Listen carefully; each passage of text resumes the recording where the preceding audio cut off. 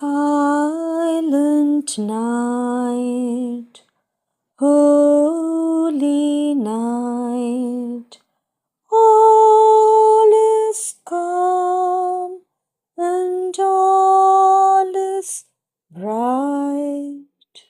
Round yon virgin mother and child, holy infant, so tender and mild, sleep in heavenly peace, sleep in heavenly peace. যে তৃষা জাগিলে তোমারে হারাবো, সে তৃষা আমার জাগায় না। যে ভালোবাসায় তোমারে ভুলিব, সে ভালোবাসায় ভুলায় না। যে তৃষা জাগিলে তোমারে হারাবো, সে তৃষা আমার জাগায় না। 1886 সালে 16ই আগস্ট ঠাকুর শ্রীরামকৃষ্ণদেবের মহাসমাধি ঘটে। ঠাকুরের দেহাবসানের পর তাঁর ত্যাগী ভক্ত একদল যুবককে তখন কাশীপুর উদ্যানবাটি ছেড়ে বরানগর মঠে এক পোড়ো ভাঙা ভাড়া বাড়িতে অতি কষ্টে দিন অতিবাহিত করতে হয়। জপ, ধ্যান, পূজা অর্চনা করে তাদের সারাদিন কাটত। নরেন্দ্রনাথ তাদের পথপ্রদর্শক। নিঃসম্বল অবস্থায় নরেন্দ্রনাথ মাঝে মাঝে দিশেহারা হয়ে পড়লেও তাঁর ও তাঁর গুরু ভাইদের মনে অটল বিশ্বাস, একদিন তাঁরা ঠাকুরের প্রদর্শিত পথে মানব সেবায় আত্মনিয়োগ করবে, গড়ে উঠবে রাম ও কৃষ্ণ সংঘ। সেই বছর দুর্গাপূজা পেরিয়ে শীতের সময় এলো এবং ঠিক সেই সময় হুগলির আটপুর থেকে ঠাকুরের অন্যতম ত্যাগী সন্তান বাবুরামের মা মাতঙ্গিনী দেবী তাঁদের সবাইকে নিজের বাড়িতে নিমন্ত্রণ করলেন।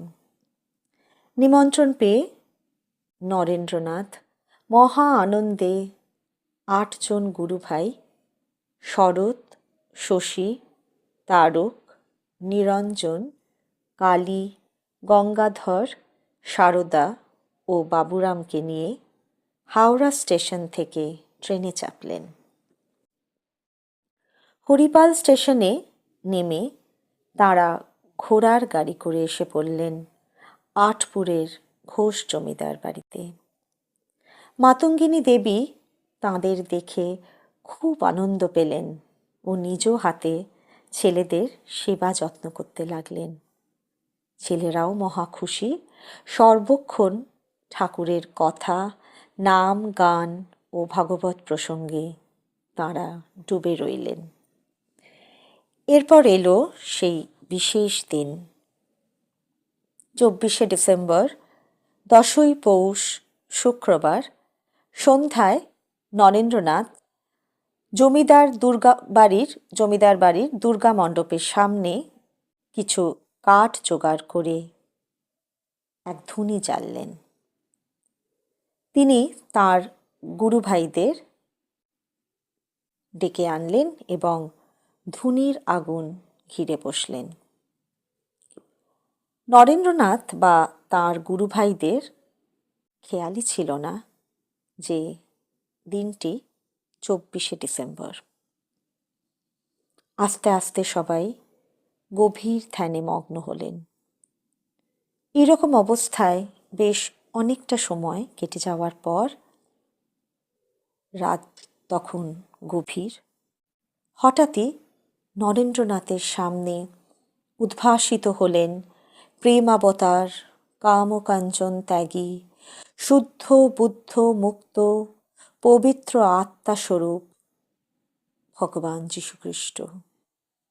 নরেন্দ্রনাথ অনর্গল বলতে লাগলেন যীশুখ্রিস্টের ত্যাগ, তপস্যা ও প্রেমের বাণী।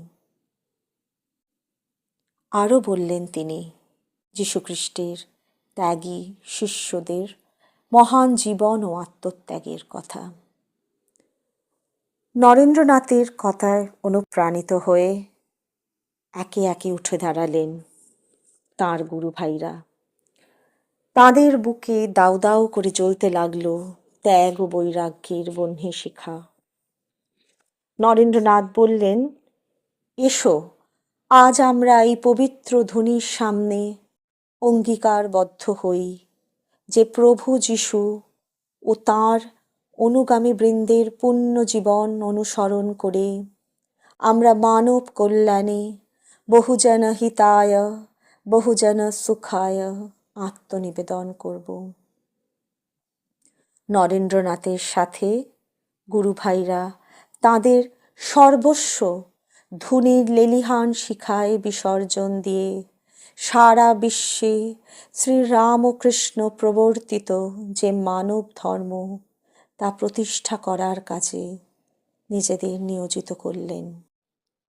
সেদিন থেকে তাঁদের জীবনের একটাই মূলমন্ত্র, শিবজ্ঞানে জীবসেবা।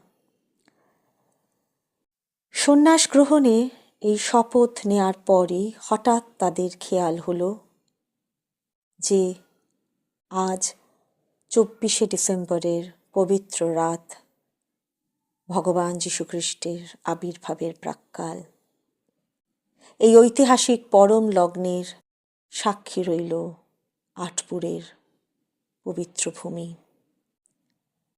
রামকৃষ্ণ সংঘের কাছে এই দিনটি তাই একটি ঐতিহাসিক দিন এবং সারা পৃথিবীর রামকৃষ্ণ মঠ মিশনে এই দিনটি মহা সমারোহে উদযাপিত হয়।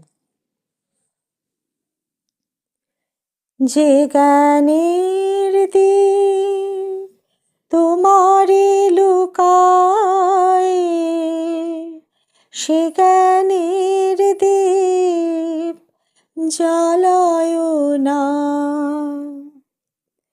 যে যাতনা পেলে তোমারে লোভিব,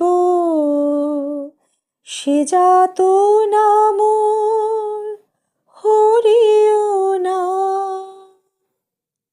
যে নেশা আমায় তোমা ছাড়া করে, সে নেশা আমার জাগায় না।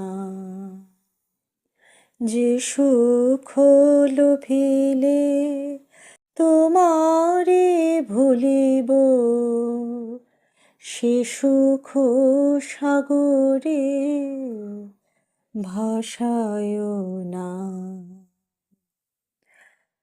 যে কথার মাঝে তব কথা নাই, সে কথা আমায় শোনায় না।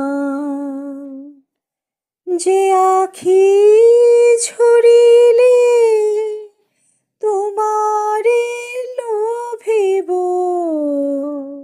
সে আখির ধারা মুছায় না। যে তৃষা জাগিলে তোমারে হারাবো, সে তৃষা আমার জাগায় না। আমাদের গল্পগুলো যদি আপনাদের ভালো লেগে থাকে তাহলে অবশ্যই আমাদের চ্যানেলটিকে সাবস্ক্রাইব করুন, কমেন্টের মাধ্যমে জানান কীরকম লাগছে, বেল আইকনটি প্রেস করুন পরবর্তী ভিডিও পাওয়ার জন্য। সবাই ভালো থাকুন, ধন্যবাদ।